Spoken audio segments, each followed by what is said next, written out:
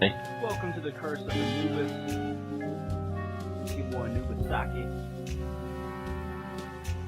Maggot, are you with us? I believe I am. Okay, so you can hear me loud and clear, is that right? Correct.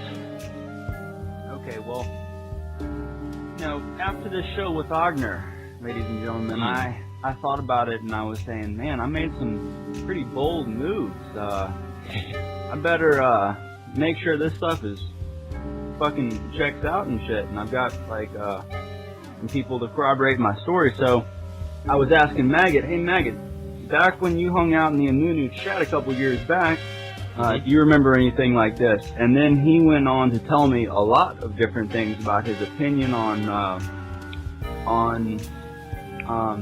why don't you just go ahead and tell us a little bit about this, a little bit about the Temple Dogs, the Bitch Boys, Joe Blow, how he fits into this whole thing, the sordid links that got passed out in the Ahnubis chat that were the stuff that you and I wouldn't really be turned on by. What's going on with this shit, Maggot? Well, yeah, I mean, you said, about Joe Blow, and the thing is, it's difficult to know where to start, you know, it's, I'm trying to find the bit where I was talking about earlier. Let's cut this bit out. So I lost where I am on the thing. Let's see, it's like, the whole thing with Joe Blow is, you were saying that, his queerness basically comes across. I'm sort of like interpreting what you're saying, and it does. I mean, my opinion on it is I've studied other people like this, and it's a lot worse in England, and we see a lot more of it in England. He's one of these people that's been trained to be in this particular job, but he told me that he was trained up by old men. Yeah. So what that says to me as an Englishman living in England is that he was sodomized, he was buggered, basically, as a way of spreading intel. From what I've studied, what I've learned about this is quite sick, really. But it's the British Empire's manner of spreading intel is through sodomy. They'll basically, you get a little bit of info, and in order to get that, you've got to give a little, sort of thing, and it's really sordid and disgusting. But they'll train up certain people, certain bum boys, as I call them. I think other people have different names for them. Celtic Rebel calls them bitch boys, and they train these people up to get into these sort of operations, like the Truth Movement, which is an obvious sort of thing. It's just like a sitting duck, waiting for certain sorts of people to turn up, and they would get the genuine types would turn up and do shows, and then you'd also be your really bogus people. But these people they're just drawn into this this sort of sordid sort of gayness, basically, and by the time they're adult, they've got this background of I did this with this guy, and I did that with that guy, and I stayed in a room with 6 guys, or I think Joe Blow's story is that he was in a shared house with a bunch of old men. I mean, if you understand what I'm getting at from this, it's actually really quite filthy. But I just don't know how I mean. So what's the real evidence here? Well, he told me he was trained up by old men, but the thing is, it's sort of more of what I know, living in England, and I've known these little shit boys or gay boys or bum boys, whatever, and sort of to get to the point a bit, a lot of the ones, they get trained up ritually, basically, by people like the Rothschilds and stuff like that. I mean, the Rothschilds just sodomise children and use them, and it's while they're being buggered, they'll pass on crappy information, mainly about how amazing they are and stuff, because up until recently, well, they've only been around for, 160 years or something, the Rothschilds, and so a lot of their stuff is just reputation. So they bolster their reputation by bumming young boys, and I'm not just talking about like, you know, a few of them. I mean, it's like public school boys. It's like what happens at public schools. Do you want to like study that? I mean, there's a lot of buggery going on in public Do you think schools. that Russell Brand might have been brought up in this initiatory system? Russell Brand, the entertainer. It's quite blatant in the way he speaks, and yeah, Do you think Pete Doherty might have been brought up in this system? Pete Doherty. I expect so. I imagine most of the people you see, like English ones, as opposed to like plain British, they are going to be brought up on a diet of buggery and false information. Do you think that Gavin Rossdale was brought up in this way? Gavin Rossdale. Is he that singer? I've just named people that you can corroborate news articles that basically prove that they were. You know Gavin Rossdale? Gavin Rossdale. Come on, what's he done? You're British, dude. Come on, what the fuck? Don't you know pop culture? Gavin Rossdale, Bush, Gwen Stefani. Come on, nigga. Yeah, I've heard the name actually. Yeah, I'm looking him up at the moment. Gavin Rossdale. Yeah. Okay. Google image search, and this goes for my listeners right now too. Google image search. Gavin Rossdale. Got him. Maryland. Yeah. Gavin Rossdale, Maryland. Like Marilyn Monroe. Yeah. His mother was born in Scotland, and his father's parents were of Russian Jewish descent. Ooh. Yes, but you're looking at the wiki. No. Yeah. Image search Gavin Rossdale, Maryland, and tell me what you see, Maggot. I'm providing you evidence of the system that you're talking about. Oh, is it? There's a few photos of him dressed as a woman. There's a photo of him getting all nice and cuddly. Oh, Gavin Rossdale confirms same-sex relationship. No. What you're looking at are pictures from the 80s of Boy George's boyfriend, Marilyn, who had a little pop star career, too. Yeah. Who was another bitch boy. But Marilyn in this picture is a 30-year-old man, and Gavin Rossdale is like 14 years old. Yeah. And you see that shiny diamond thing that Gavin Rossdale's wearing? Yeah. It's very, very apparent what's going on here. Okay? Yeah. These photos were only released a few months ago. Yeah. Confirming this relationship. But this, and I'm sure that Marilyn, of course, was a bitch boy himself. Yeah. And then he, and then Gavin Rossdale was the next, and all these entertainers, dude. Yeah, that's the thing. Most people don't realise this thing's it's not just like the 1980s. As far as I know, it's been happening since the beginnings of the British Empire, which was like the 1500s, 1600s. So there's nothing new to it. And what some people don't realise is the whole fucking guilt culture associated with it. They're so guilty about what they do and what they get up to, they will deny it through the generations. So they've got like the beards, the beard is like when you're gay and you've got a wife or whatever, the beard girlfriends, and you've got the other ones who will like back you up and say you're definitely not gay and all that sort of stuff, and they got this whole culture surrounding them. But do you think that Katy Perry, the pop singer, might fall into this category of female that you're referring to? Yeah. Do I think Katy Perry's a beard? Yes, she looks like a guy. She looks like an ugly guy as well. I'm not even bothered about what guys look like, but she looks like an ugly guy to me. She just no, she's horrible. I wouldn't say that. I mean, maybe when she doesn't wear makeup, she looks different than when she's all dolled up. But she's beautiful, but she serves as his beard, correct? Definitely. Oh yeah, I've got a bit more familiarity with these sort of people.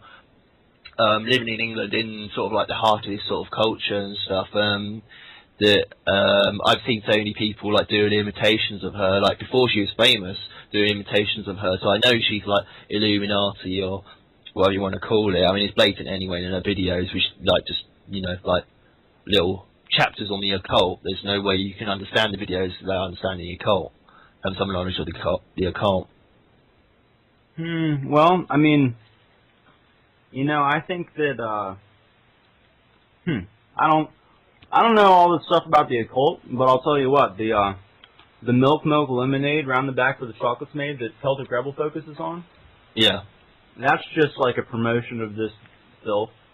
And her new single, Extraterrestrial, featuring Kanye West, Yeah. is none other than an allegory about fucking a black guy. Really? Yeah. With an enormous penis. Yeah. Yeah. Like easy like phrase. And Yeah. his little rap thing, Yeah. he comes in for 30 seconds and raps about like anal probing her and stuff. That he's the Okay. Yeah. I mean, it's Yeah. that's all it is. Just a bunch of filth. I don't really see the Illuminati so much. It's just a bunch of filth that. It is. Yeah, I know what you're saying, but you can link the black man with the Anunnaki and all this sort of bullshit. I know it's all a load of bollocks, but it's like the sort of stuff that people make up.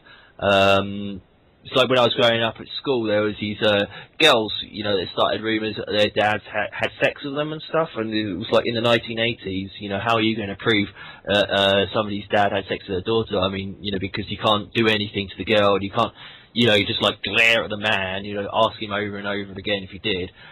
You couldn't do anything to the girl because, you know, it would be improper, and you'd like break loads of rules. You know, you can't exactly like have a vaginal swipe on a 12-year-old girl. So they basically put these guys through shit, but you know, their dads and whatever, and it was like all basically a form of dementia on their part. You know, it was like sort of like teenage dementia or something on these girls' part, and they all like, oh, actually, I'm from outer space, and I've got green blood, and I've changed shape, and all this sort of stuff, and that is like what became. What turned into like the reptilian shapeshifters and all that bollocks, basically. It's just because these girls couldn't let go of these fantasies they had. Oh, okay. So yeah. You're saying that once they were traumatized so bad, they made up in their mind that these people aren't even human beings. Yeah, exactly. But they're self-traumatized. I mean, they were like sort of. You know, well, you must know these girls. Some girls can't accept the fact that they're not a space princess, or they're not actually royalty. They can't accept the fact that they're just like a commoner. You know, amongst millions of other commoners, because they spoke to something or other, or you know, or they think the Queen has personal communication with them, and all this sort of stuff. Yeah, the little kids get tricked into the sex thing by being told that they are actually very powerful and that they are part of the royal family, and all the riches are going to belong to them, and they're going to become a pop star and all this shit. Yeah, exactly. Yeah, they're part of the hidden extended royal family. They're part of a secret bloodline. This is all reinforced by movies like the Star Wars: A New Hope, with like Princess Leia, who just like turns up out of nowhere and she's like, "I'm a princess," you know. And there's no real proof for it, but everybody just believes it because she says that she is. And loads of movies in the 80s, and yeah, so women watch this like when they were girls, and they'd just like be brainwashed into this thing with well, she's speaking about me, you know, I'm just like that, you know, when they got virtually no personalities of their own. So a lot of the stuff about the party is basically the result of mental illness. So you think that's probably what the underground Disney stories are all about? That's just a place where children are abused and children are told that you're going to be the king and take over this kingdom and all this bullshit. Exactly. You have to take this abuse because your secret mother took it, or you're absorbing energy, psychic energy, and if they start going about auras, you know you're in trouble. Auras. Maybe that's the stuff they tell the older children. That sounds like a more complex thing. Yeah, definitely. They'll test your sort of like your limits on cognitive functions or whatever. You know, they'll see how much bullshit you can handle. Because some children like wise up to the fact that they're bullshitted too, so they'll put in a bit of truth into it, and they'll mix it up. I mean, it's not as underground as like David Icke stuff like let you believe. It's not like you sent 7 layers under the ground and, you know, like trained for 12 years and you let up into the earth. You get trained in this stuff at school. You know, they'll have special girls that get sent to special rooms, and they don't have to spend much time in school with the other girls, and the same with the boys as well. And they're all taught they're special, and there's not really nothing that special about them. But it is all part of the process of spreading intel And you know, where by special that means they have special sex with older people. It's part of the thing, but they, you know, they're not part of normal society. They don't have to obey normal society's morals, and you know, they're above and beyond it. But do you think that that when Russell Brand was a young boy, that Lord Monckton poured gravy all over him? Might well have done, if it's a tradition in his house. Oh. Yeah. Why did I have to say that? You know, that's what Alex Jones may have been raised in himself. It's quite possible, because he does come up with this ball about him just being interested in the subject. But the thing is, most people aren't naturally interested in it. They got to be traumatized to be into it. Personally, I was into this stuff from a very early age because I had like a really weird childhood, and my original dad dying and being having people come up to me saying they murdered him and stuff like that, you know, at an early age, from about the age of 5. That sort of makes you think, start getting a bit, Well, you wanted the proof, You start playing detective, and you start getting conspiratorial in a way of thinking. It's a very deliberate way of getting your mind into that set, and then you start thinking that everybody's lying to you, and then you see loads of evidence that they are. And well, if you've seen the TV series The Prisoner, you know, it's not much different to that. Typical life of somebody with intelligence in England. But yeah, what you do find out is that most people don't have any intelligence of their own, and they leech off other people, and that's the big hurdle. And it's you feel like you know, they got like a million tentacles, whatever, inside your body, and they're like, because everything you do and say is like being recorded. You feel like it sometimes. My dad grew up in D.C. in the 50s. He was born in 47, and his dad worked for the government. His dad worked for the Department of Energy, but their neighbor was one of these intelligence guys who cracked up and thought there were cameras all over his house and ripped out the walls and killed himself and all this shit. Exactly. Yeah, you know what I mean then. Yeah, because it might sound a bit wacko to your average person who wouldn't be even listening to this anyway. But it's sort of like doing mind expanding drugs, and really bad drugs at that. You know, like waking up to this sort of like scenario that's going on around you. Okay, so you think that these people just kind of freak themselves out, or do you think that this is how the intelligence agencies get rid of their little temple dogs when they run out of purpose? What, just drive them crazy? Maybe actually like intimidation and actual like gang stalking techniques and shit like that. There have been a few people have gone crazy, aren't there? I mean, Eric Hushschmidt. Was he what you would call a rational, intelligent person?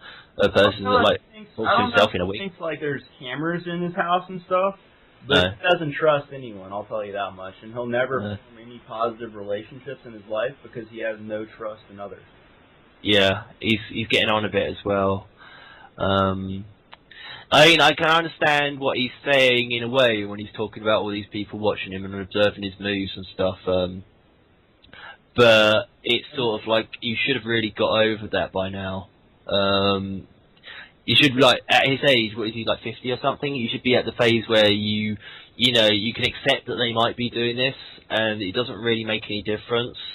It's like, let's not get out that far, but let's just make because I know he's listening. Okay, let's just give him a really positive message that could potentially change his whole outlook. Eric, I know you're listening, brother. What I said was true about trusting others. Your own identity is based off of your relationship with other people. And a lot of your life happiness depends on it too. Get real, Eric. So let's move on. We can pause there, and I will see that. I'll see a little pause spot if we stop talking for like 20 seconds, so I can edit it right now. Yeah. Because my intro is fairly crap. You know, when I started off, and never mind. Any other topics that you want to do? No. I can't think of any. Did I really throw you off? I don't think I did. I need to go like fairly deep into things. But well, I guess when you were no, I don't know. yeah, I know. First time around here, I think what is this wackiness? But no, there's like various forms of paranoia, and when they talk about, if you study this stuff, you find out having bugs implanted in your body. What I was getting on about the Eric Hushmet thing is like you just carry on regardless. You know, you just got to build up your confidence, and it doesn't matter like what you think people are thinking of you. You just got to do what you want to do, sort of thing. You know. Oh yeah, definitely. You can't let the conspiracy theories get you down. But his main problem is acutely in his trust in other people. Yeah. Because he did the Katy Perry or Kate Perry, whatever. The analysis he did of that. They're so despicable. He did a quite good analysis of that one because I just can't stand that song. I can't stand her. It's awful music. Yeah, he needs to sing a little bit more. It's really he's a good comedian. Well, thanks for joining us today, Maggot, to talk about Simple Dog, etc. Glad we could clear these things up. Yeah, it's been fun. Yeah. There wasn't really that much I wanted to say. No, just leave it at that, basically. All right. Peace out. This has been the Curse of Ahnubis.